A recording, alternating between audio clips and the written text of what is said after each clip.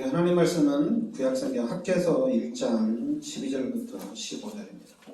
1311년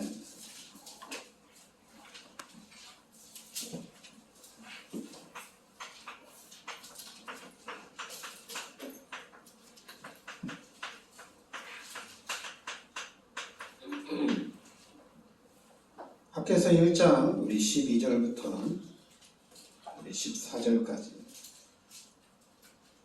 같이 우리 합독하겠습니다. 스알디엘의 아들 스룹바벨과 여호사닥의 아들 대제사장 여호수아와 남은 모든 백성이 그들의 하나님 여호와의 목소리와 선지자 학개의 말을 들었으니 이는 그들의 하나님 여호와께서 그를 보내셨습니다. 백성이 다 여호와를 경외하며 그때 여호와의 사자 학개가 여호와의 위임을 받아 백성에게 말하 이르되 여호와가 말하노니 내가 너희와 함께 하노라 하니라. 여호와께서 스알디엘의 아들 유다 총독 스룹바벨의 마음과 여호사닥의 아들 대제사장 여호수아의 마음과 남은 모든 백성의 마음을 감동시키시며 그들이 와서 만군의 여호와 그들의 하나님의 전봉사를 하였으니. 아멘. 여러분, 이 학개는 그러니까 지금 12절부터 14절까지 보면은 포인트는 뭐냐면 그 12절 그 중간부터 보면 모든 백성이 그들의 하나님 여호와의 목소리와 선지자의 학개의 말을 들었으니 이는 그들의 하나님 여호와께서 그를 보내셨습니다. 백성이 다 여호와를 경외하며. 그러니까 스룹바벨과 대제사장 여호수아가 또 이제 백성들이 하나님의 말씀을 정확하게 듣고 또 이제 학개를 통해서 또 이제 하나님의 말씀을 전달하는데 학개를 통해서 전달되어지는 그 하나님의 말씀을 따라가고 그러면서 이제 13절에 보면 그때 여호와의 사자 학개가 여호와의 위임을 받아 백성에게 말하 이르되 여호와가 말하노니 내가 너희와 함께하노라 하니라. 그러면서 또 14절에 여호와께서 스알디엘의 아들 유다 총독 스룹바벨의 마음과 여호사닥의 아들 대제사장 여호수아의 마음과 남은 모든 백성의 마음을 감동시키시며 그들이 와서 만군의 여호와 그들의 하나님의 전 공사를 하였으니. 그러니까 성전을 이제 짓기 시작했다 이거죠. 성전은 건축하기 시작했다. 그러면 왜 이런 메시지가 나오냐면은 2절에 보면은 만군의 여호와가 이같이 말하 이르노라 이 백성이 말하기를 여호와의 전을 건축할 시기가 이르지 아니하였다 하니라. 그러나 다른 백성들이 말하기를 여호와의 전을 건축할 시기가 이르지 아니하였다 이렇게 생각한 거죠. 그러니까 3절에 여호와의 말씀이 선지자 학개에게 임하 이르시되 이 성전이 황폐하였거늘 너희가 이때에 판벽한 집에 거주하는 것이 옳으냐. 그러니까 성전은 황폐됐는데 너희 집은 페인트 칠하고 또 너희 집은 이렇게 수리를 시작했느냐, 이거 너희 집을 수리하는 게 옳으냐 이렇게 얘기한 거거든요. 그러니까 5절에 그러므로 이제 만군의 여호와가 이같이 말하노니 너희는 너희의 행위를 살필지니라 이렇게 합니다. 그러니까 너희는 너희의 행위를 살피라. 7절에도 만군의 여호와가 말하노니 너희는 자기의 행위를 살필지니라 이렇게 얘기합니다. 그러면서 이제 6절에 하나님이 이제 또 말씀 주신 건데 너희가 많이 뿌릴지라도 수확이 적으며 먹을지라도 배부르지 못하며 마실지라도 흡족하지 못하며 입어도 따뜻하지 못하며 일꾼이 삭슬을 받아도 그것을 구멍 뚫어진 전대에 넣음이 되느니라. 그리고 이제 8절에는 너희는 산에 올라가서 나무를 가져다가 성전을 건축하라. 그리하면 내가 그것으로 말미암아 기뻐하고 또 영광을 얻으리라. 여호와가 말하였느니라. 그러니까 지금 이스라엘 백성이 포로에서 빠져나왔어요. 그 빠져나와서 자기 집은 다 수리하고 자기 집은 깨끗하게 하는데, 근데 성전에 대한 부분은 아직 시기가 아니다. 성전에 대한 부분은 이렇게 신경을 안 쓴 것 같아요.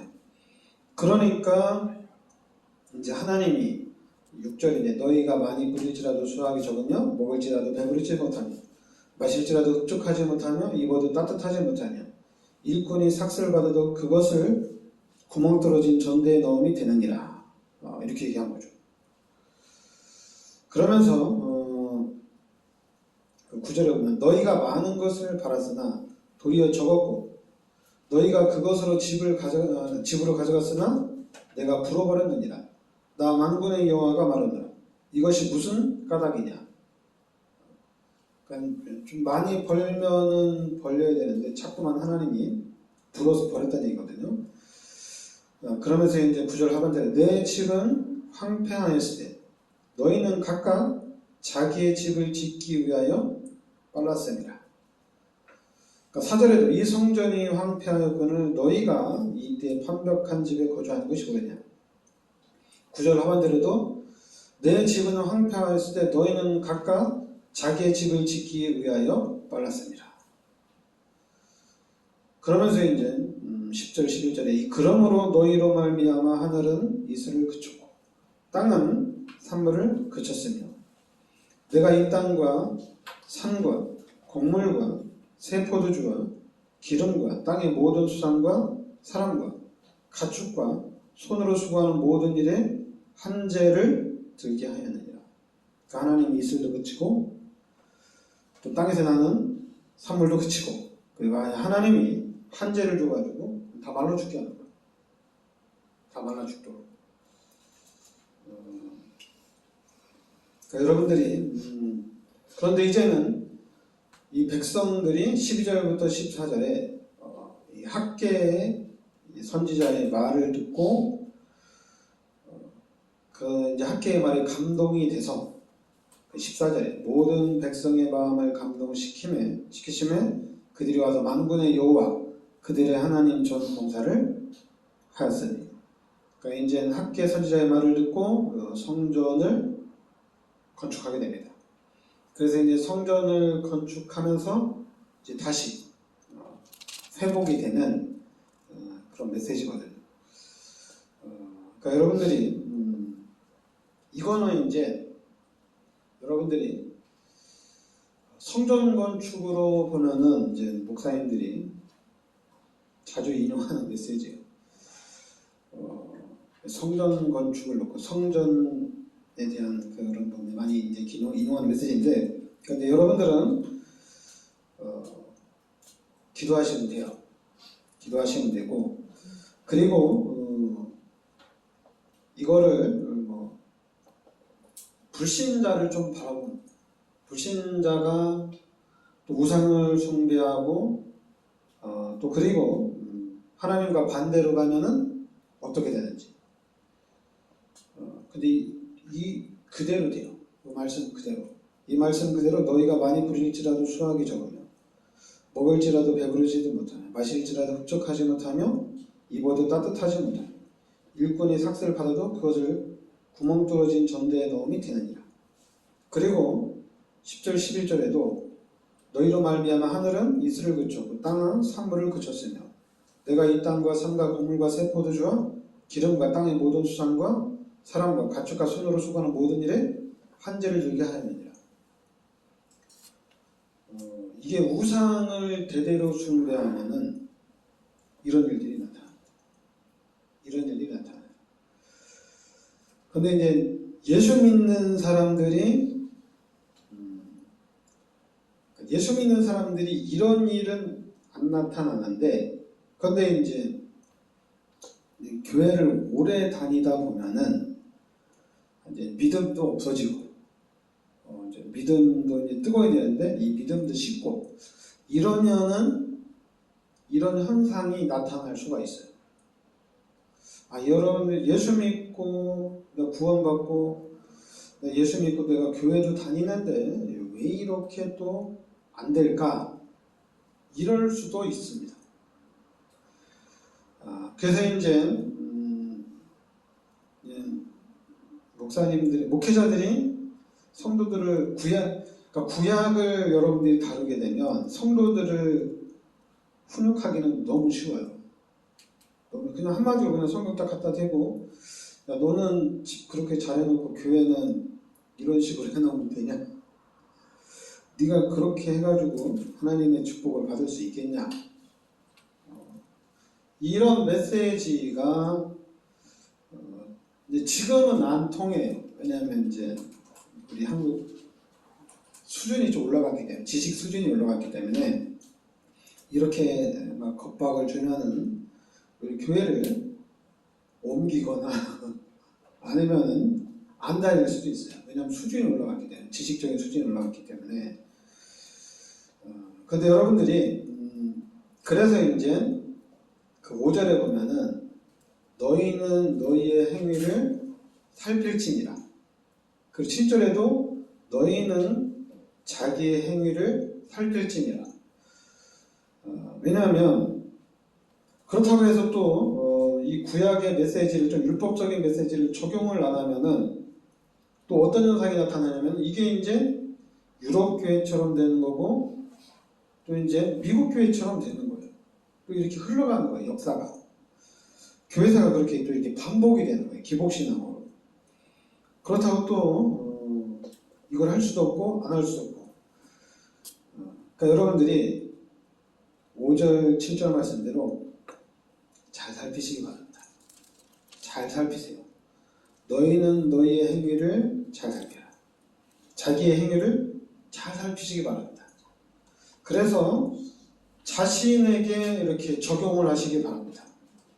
자꾸만 네가 그렇게 신앙생활하면 말씀 봐라. 네가 복을 받을 것 같냐. 이렇게 겁박 주지 마시고 자기 자신을 잘 살펴서 나 자신이 이렇게 하나님의 축복 속으로 이렇게 들어가시면 됩니다. 자꾸만 이런 말씀을 가지고 또 내가 이제 은혜 받은 거 가지고 상대방을 비판하거나 정죄하거나 또 상대방이 잘못됐다 바른 길로 와라 이렇게 하기보다는 우리들 자신이 나 자신이 하나님 앞에 바로 서는 게 그게 더 좋아요.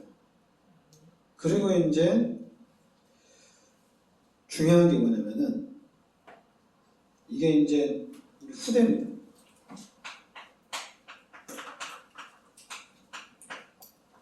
후대 사역이 너무 중요해요. 왜냐하면 우리 어른들은 진짜 예수 믿고 은혜 받고 교회를 다니지만은 우리 자녀들은 또 다르잖아요. 우리 후대들은. 근데 우리 후대들은 부모님 때문에 이렇게 교회를 나오거든요. 그럼 우리 후대들한테 이런 말씀을 딱 던지고 봐라. 네가 교회를 안 다니고 네가 신앙생활 제대로 안 하면 어떻게 되는지 봐라. 이렇게 가르치면은 이게 적용이 안 되잖아요. 근데 만약에 우리 후대들이 이 말씀을 그대로 적용하면 어떻게 돼요? 그러면은 율법주의나 신비주의로 이렇게 가는 겁니다. 그렇게 가면 안 되잖아요. 얘기죠. 신앙생활을 우리가 제대로 하고 바르게 축복을 받아야 되잖아요. 그러니까 우리 후대 사역에 엄청난 그런 문제. 그러니까 한마디로 우리 랩런트들이 사회생활 하는데 왜냐면 사회생활 하는데 뭐 다 같이 뭐 일을 하기 전에 뭐 식사하기 전에 우리 기도하고 밥 먹읍시다. 그리고 또 일을 하기 전에 우리 예배 드리고 하루를 시작합시다. 이런 데가 아니잖아요, 얘기죠. 처음에 한국의 국회가 시작되어지고 그럴 때는 뭐 기도하고 국회가 시작되었지만은 근데 지금 뭐 국회 하는데 기도하고 예배하고 시작하는 게 아니잖아요, 얘기죠. 그러니까 이제 미국의 교회가 딱 들어가서 이렇게 하나님의 큰 축복을 받기 시작할 때는 같이 교회부터 건축하고 그 다음에 학교 세우고 그 다음에 이렇게 집 짓고 이렇게 했잖아요. 그러니까 무엇을 하든지 기도하고 예배하고 이렇게 시작을 했어요. 근데 지금은 아니잖아요, 얘기죠. 지금은 뭐 그렇게 하는 사람도 있고 안 하는 사람도 있고, 그리고 이제 뭐 전체를 지배하는 그런 엘리트층들이, 나라를 이끌어가는 사람들이 그렇게 하느냐? 그렇게 안 하잖아요, 얘기죠. 그냥 형식적으로 성경을 가지고 이렇게 맹세를 하고 이렇게 하지만은 마음을 담아서 하는 건 아니잖아요, 얘기죠. 그러니까 이 시대를 보면서 우리 랩런트들이 그럼 어떻게 해야 되느냐? 어떻게 해야 되느냐? 그러니까 저는 어떻게 해느냐보다는 그 13절에 보면 여호와가 말하노니 내가 너희와 함께 하노라. 이 부분이 더 중요해요. 진짜 하나님이 함께 하시느냐? 이게 더 중요합니다. 어떤 율법적인 부분, 어떤 그런 성경적인 부분, 뭐 많은 얘기가 있지만은 그보다도 중요한 게 뭐냐면은 임마누엘이에요. 하나님이 함께 하느냐, 하나님이 나와 함께 하느냐 이거죠. 그러니까 여러분, 하나님이 함께 하시면은 당연히 하나님이 함께 하니까 당연히 하나님께 기도하죠. 뭐 집중해서 하든 뭐 대화로 하든 기도를 하게 되죠. 그래 기도를 하다 보면은 당연히 하나님이 어떻게 합니까? 당연히 기도를 하다 보면은 하나님이 당연히 인도해 나가시죠. 선택을 할 때도 기도하고 선택하고 그러다 보니까 그럼 하나님이 어떻게 선택해야 될지 정확하게 인도해 주시죠. 근데 이제 처음에는 선택을 하는 데 있어서 다를 수도 있어요. 그런데 이제 시간이 지나면서 이게 알아지는 거죠. 어느 것을 선택해야 되는지 정확하게 알아지는 거예요. 근데 지금 기독교의 목회자들이나 중직자들을 보면은 선택을 못해요. 못해요. 그러면 처음부터 다시 시작하면 되거든요. 처음부터 다시 시작을 하면 돼요. 진짜 하나님이 나를 구원하시고 하나님 지금 나와 함께 하시는데 그럼 내가 지금 무엇을 어떻게 해야 되는지, 내가 우리 후대들에게 무엇을 가르쳐야 줘야 되는지 모른단 말이에요. 선택에 대한 이것을 해야 되는지 말아야 되는지, 또 어느 목회자는 이렇게 얘기하고 또 어떤 목회자는 저렇게 얘기하고 또 어느 중직자는 이렇게 하고 저렇게 하고 다 다르단 말이에요. 통일이 안 된단 말이에요. 그러면은 어떻게 해야 되느냐? 그러면 처음부터 시작해야 돼요. 여러분이 처음부터 다시 시작해야 돼요. 임마누엘부터 다시 시작해야 돼요. 그러면서 내가 하나님의 인도를 정확하게 받겠다. 그러면서 시작을 해나가야 돼요. 그러면 당연히 처음에는 헷갈릴 수도 있어요. 근데 이게 몇 번이고 반복되다 보면은, 그리고 또 이제 우리가 예배를 드리고 또 우리가 말씀을 듣고 또 우리가 성경을 읽으면서 이제는 알아지는 거죠. 정확한 요 하나님의 뜻이 우리가 어떻게 살아야 되는지 이게 나와 있어요. 어떻게 살아야 된다는 것이. 어떻게 살아야 되는 것이 정확하게 딱 나와요. 그러면은 이게 바로 세계복음화까지 연결이 되는 겁니다. 근데 우리가 하나님의 뜻이 무엇이냐 이렇게 물어보면은 정확하게 말해주면은 신비주의가 될 수가 있고 율법주의가 될 수 있어요. 그런데 또 말을 못 해주는 경우가 있어요. 그건 왜 그러냐면은 둘 중에 하나죠. 모르니까. 아니면 잘 알아듣지 못할 수도 있으니까 그런 건데, 근데 지금 기독교는 잘 모르는 것 같아요. 잘 모르니까 무엇을 가르쳐야 될지 모르는 거예요. 어디부터 시작해야 될지를 모르는 거예요. 근데 우리 교회는 확실하게 해야 돼요. 확실하게 얘기부터 해야 돼요. 임마누엘부터 확실하게 해야 됩니다. 이거를 확실하게 해야 돼요. 진짜 하나님을 만났느냐 안 만났느냐 이걸 확실하게 해야 됩니다. 여러분 하나님 만났으면 다 끝난 거잖아요. 왜냐면 저도 목회자고 여러분들도 교회를 오래 다녔기 때문에 하나님을 만났다. 그럼 우리 인생이 다 끝난 거잖아요. 만물의 주인이 하나님이니까. 절대 주권이 하나님께 있는데 뭐가 문제예요? 아무것도 문제 안 돼요. 문제가 왔을 때 문제를 놓고 기도한다? 그럴 필요가 없죠. 절대 주권이 하나님께 있고 하나님의 섭리 가운데 있는데 뭐가 문제예요? 다 하나님의 계획대로 하나님 인도해 가는데. 중요한 거는 우리가 흔들리면 안 돼요. 근데 문제는 이 부분이 송두리째 흔들려요. 그 중직자들이 그러잖아요. 하나님이 어디에 계십니까? 하나님이 계시다면 왜 이런 일이 일어납니까? 말이 안 되잖아요. 그죠? 근데 이게 중직자들뿐만 아니라 목회자들도 그래요. 하나님이 계시다면 이럴 수 있을까? 근데 이게 이제 그냥 잠시, 사람이다 보니까 잠시 의심은 할 수 있지만은 이 부분이 중요한 건 송두리째 흔들린다는 얘기입니다. 이게 흔들리니까 당연히 요 믿음도 흔들리는 거예요. 예수 믿으면 되는데 이게 흔들리는 거예요. 믿어도 안 된다고 하는 거예요. 또 말을 그렇게 얘기해요. 설교도 그렇게 얘기하고 팀 사역할 때도 그렇게 얘기해요. 예수 믿는다고 다 되냐 이렇게 얘기를 해요. 그런데 저는 예수 믿으면 다 됩니다. 그리고 여러분들이 예수 믿는 사람이 예수 그리스도 이름으로 기도하면 다 됩니다. 그러니까 이 부분이 딱 각인이 딱 돼야 되거든요.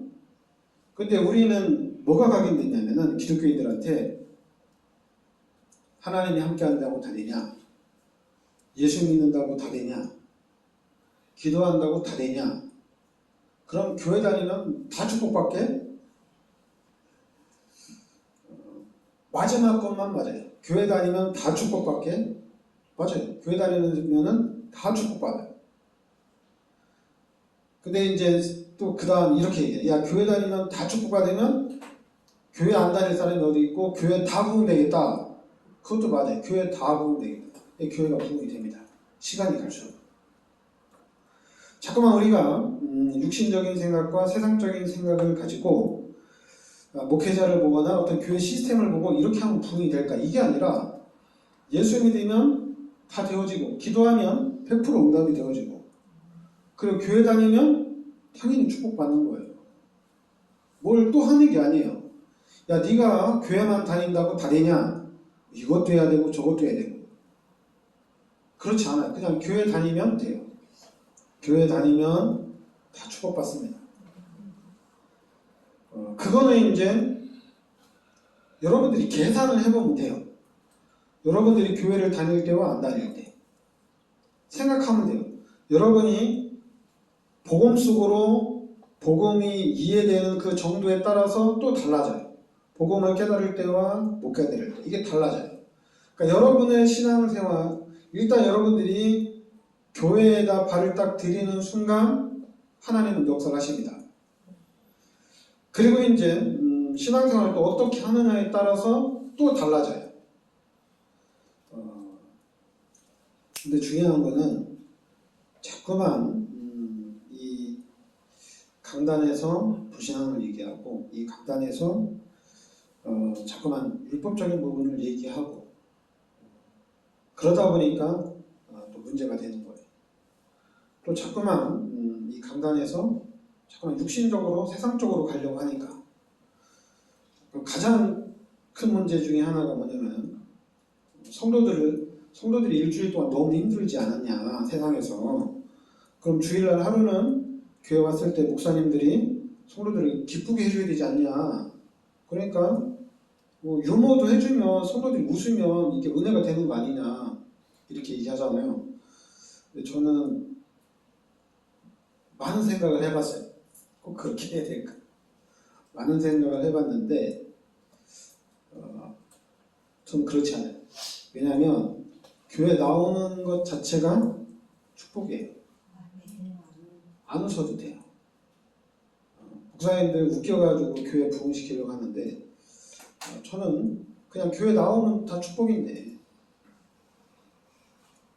뭐 졸면은 축복 못 받는다? 그렇지 않아요. 다 거짓말이에요. 우리가 이제 육신적으로 우리가 이제 배웠을 때 졸면 되냐?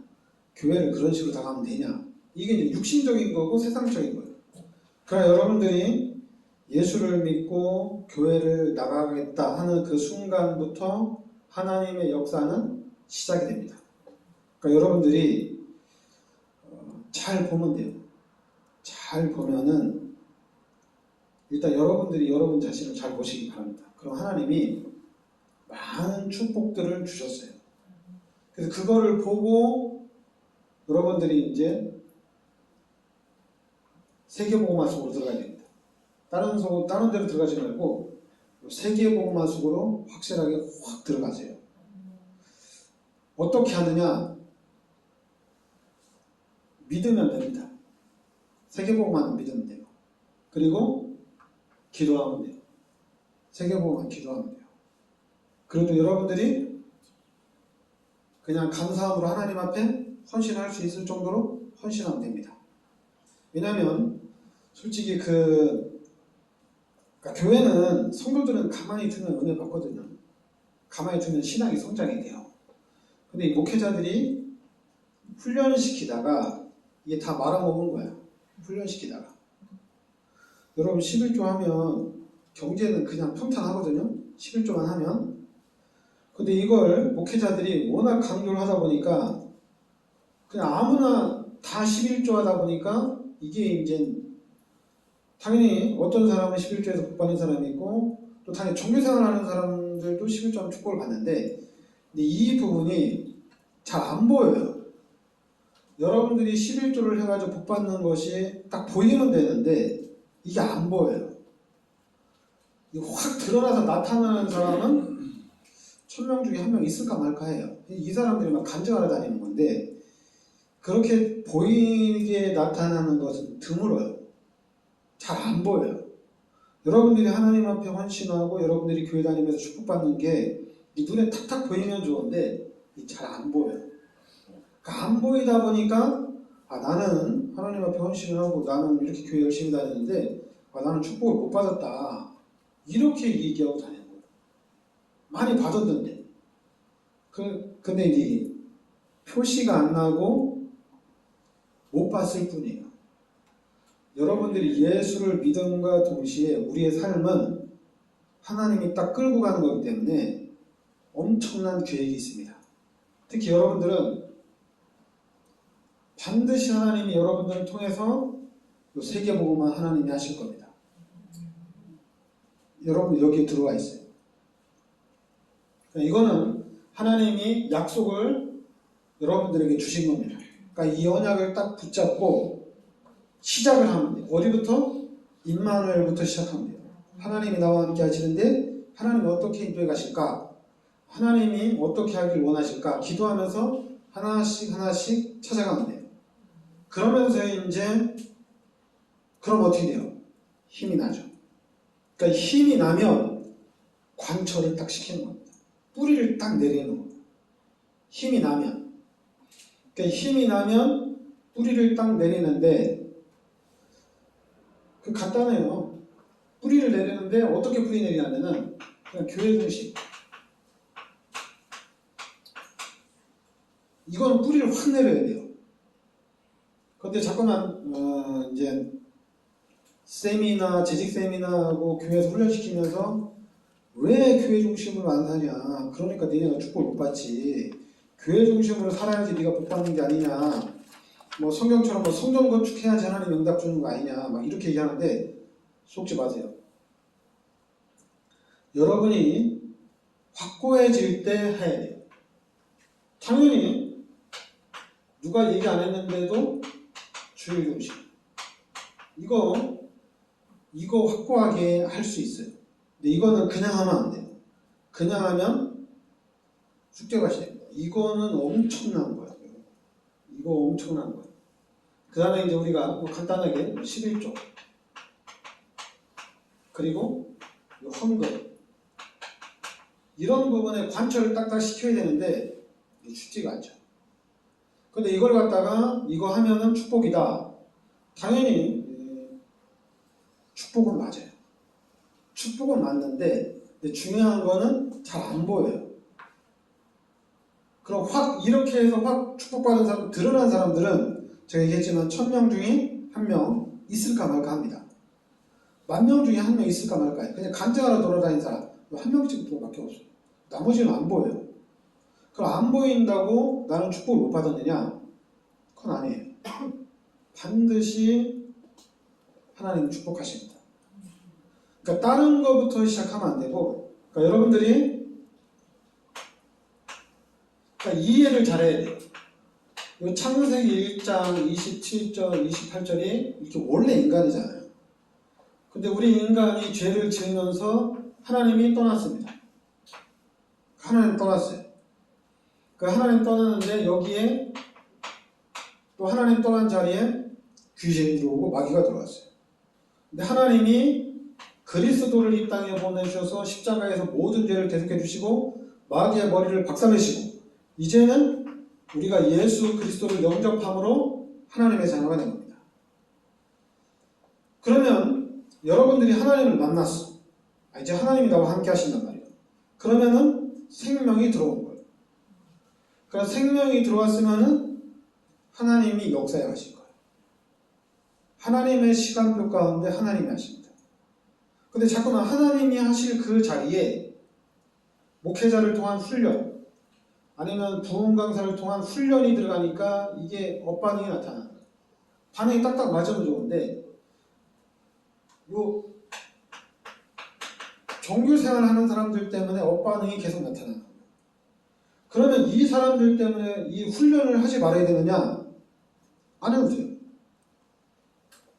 여러분 신앙생활 이렇게 하는 거는 이건 안 가르쳐도 돼요. 근데 이걸 가르쳐야 된다고 생각해요. 이거는 가르치는 게 아니에요. 이거는 훈련시키는 게 아니에요. 왜냐하면은 기독교인이라면은 당연히 이렇게 살아야 돼요. 근데 이미 현장의 시스템이 그렇게 못 살도록 돼 있어요. 이걸 알아야죠.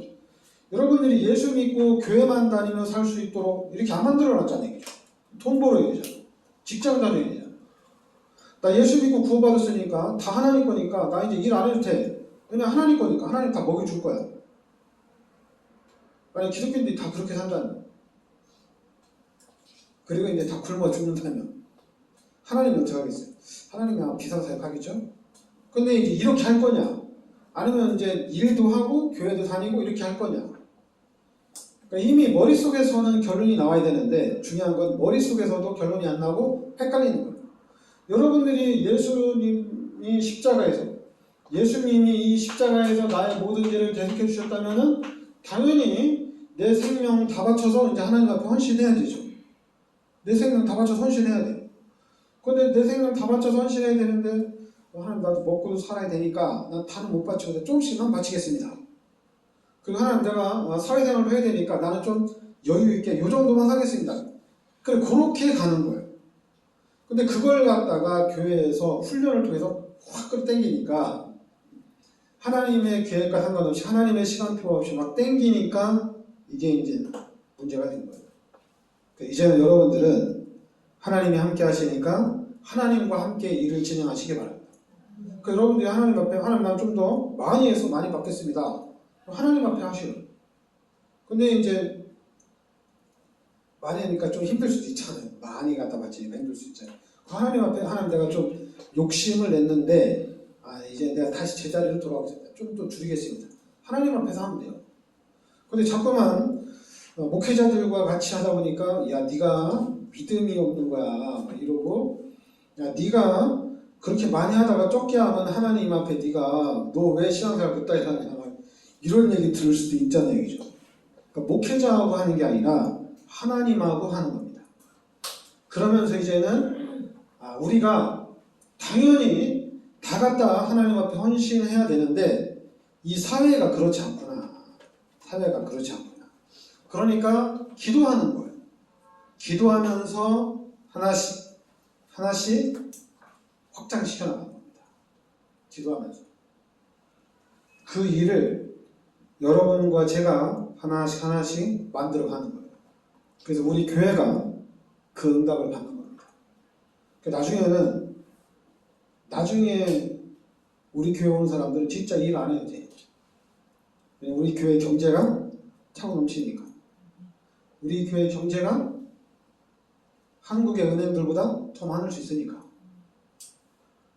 심지어는 불신자들이 우리 교회에 갖다 우리한테 돈을 다 맡길 정도로 되니까. 실력이. 그러니까 우리 교회 실력이 앞으로 세계복음화를 해나간다면은 한국에서 제일 가는 은행 하면은 여주예전교회가 돼야 돼요. 이 정도가 돼야지 우리가 세계복음화 하는 거지. 그렇게 안 되면 안 되죠. 자꾸만 사회에서 여주예전교회 목사가 못하고 다니고 교회 그만 이런 게 아니라 시스템적으로 세상을 앞서가는 우리 시스템. 불신자들이 돈을 맡겨야 되는데 제일 안전한 데가 어디냐? 여주예전교회가 되면 되잖아요. 안 그래요? 그런 시스템 속으로 들어가야 되잖아요. 제일 안전한데. 제3금융에 돈 맡겼다가 망하는 경우 엄청나게 많잖아요. 얘기죠. 근데 이제는 여주예전교회에다 맡기면은 이자도 많지, 안전하지. 당연히 왜냐면 우리는 하나님의 자녀니까. 거짓말도 안 하고. 우리는 하나님의 자녀니까 정직하게 하고. 그런데 이 불신자는 신분 자체가 마귀잖아요. 본인이 이득이 안 되면은 절대로 안 합니다. 자기한테 이익이 될 때 하는 거예요. 그러니까 사람들을 속이는 거죠. 그러니까 우리 예수 믿는 사람들이 잘하면 됩니다. 그러니까 여러분과 제가 그러니까 여러분 기도하셔야 돼요. 우리 교회가 커져야 돼요. 엄청난 부흥이 일어나야 돼요. 그러면은 잘해야 돼요. 기도해야 됩니다. 그것도 여러분들도 축복받아야 되니까 진짜 기도 많이 하시기 바랍니다. 기도하겠습니다. 하나님 은혜를 감사드립니다. 하나님께서 이 시대 저희들을 이 그리스도의 비밀 속으로 인도하여 주시니 감사드립니다. 살아계신 하나님께서 성령으로 세상 끝날 때까지 함께 하심을 감사드립니다. 이제 나와 함께 하시는 하나님을 의지하고 하나님을 따라가게 하여 주시옵소서. 그래서 우리 학계 선지자가 한 말씀, 이스라엘 백성들의 그 행동처럼 이 지역을 대표하는 성전이 되게 하여 주시고, 더 나아가서는 이 나라의 민족과 전 세계를 대표하는 이 성전 건축의 축복을 누리게 하여 주시옵소서. 예수 그리스도 이름으로 기도합니다. 아멘.